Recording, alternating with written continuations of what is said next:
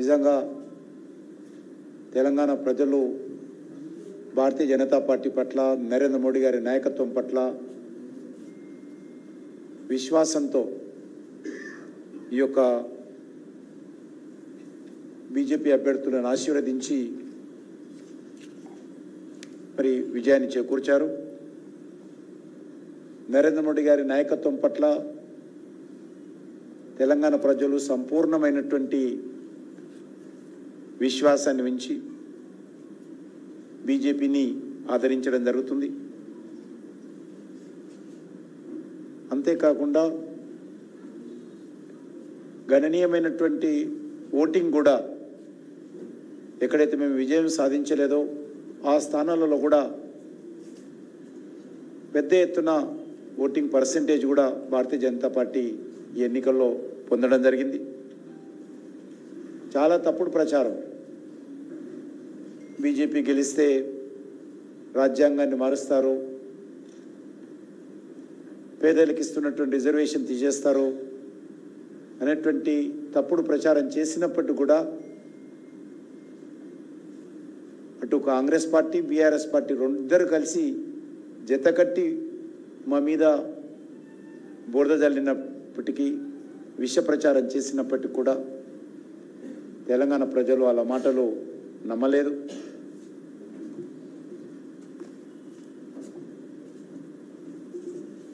మోడీ పైన, బీజేపీ పైన పూర్తి విశ్వాసం ఉంచడం జరిగింది.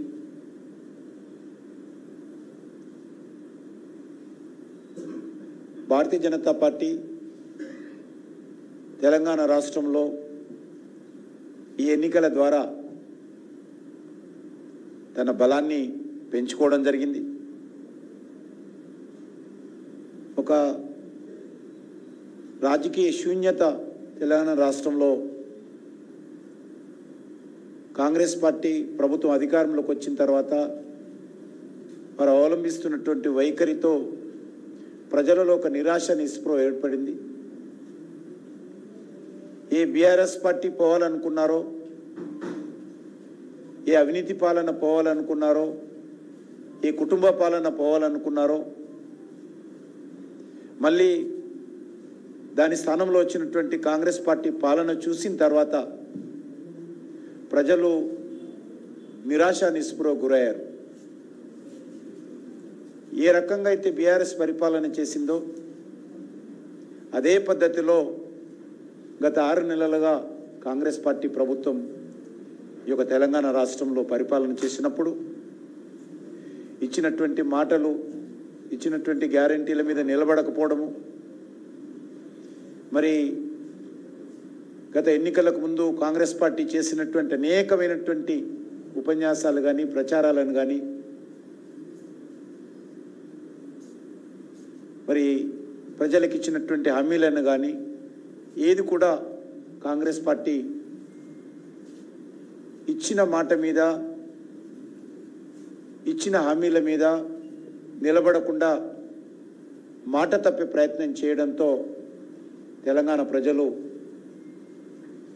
తీవ్ర నిరాశ, నిస్పృహలతో ఉన్నారు.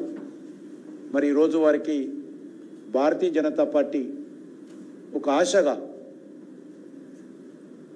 తెలంగాణ ప్రజలకు అనిపించింది.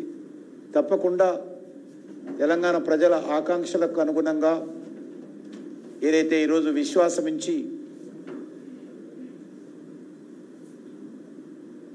8 సీట్లు, అత్యధికమైనటువంటి ఓట్లు బీజేపీకి ఇవ్వడం జరిగిందో దాన్ని తప్పకుండా నిలబెట్టుకొని రానున్న రోజుల్లో మరింత ఉత్సాహంతో, మరింత పట్టుదలతో, మరింత అంకిత భావంతో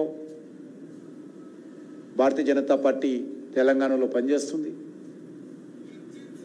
తెలంగాణ ప్రజల పక్షాన నిలబడి ప్రజల గొంతుకగా రానున్న రోజుల్లో మేము మా కార్యాచరణ ప్రణాళిక రూపొందించుకొని ముందుకెళ్తామని ఈ సందర్భంగా భావిస్తా ఉన్నాను.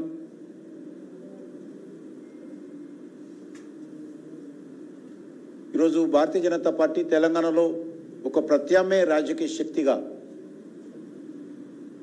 ఈరోజు చాలా స్పష్టంగా ప్రజల ముందుకు రావడం జరిగింది.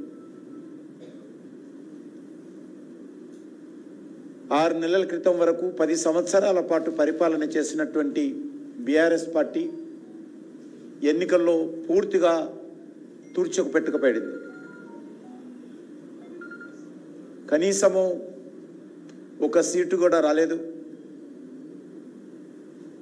వాళ్ళ కంచుకోటగా చెప్పుకున్నటువంటి మెదక్ సీటును కూడా ఈరోజు భారతీయ జనతా పార్టీ బద్దలు కొట్టి అక్కడ జెండా ఎగరవేయడం జరిగింది. అంతేకాకుండా నేను కాంగ్రెస్ పార్టీ ముఖ్యమంత్రి కూడా కోరుతా ఉన్నాను, రెఫరెండం అన్నాడు ఆయన. మేము దానికి స్పందించలేదు, అది వేరే విషయం. కానీ ముఖ్యమంత్రి ఎవరు అడగకముందే నా పరిపాలనకు రెఫరెండం అన్నాడు. మరి ఈరోజు కాంగ్రెస్ పార్టీ 50% సీట్లు కూడా రాలేదు. కాబట్టి ఏ రకంగా దాన్ని రెఫరెండంగా తీసుకుంటాడో, మరి ఏమి ఆలోచన చేస్తారో తెలంగాణ ప్రజల ముందు చెప్పాల్సినటువంటి అవసరం ఉంది.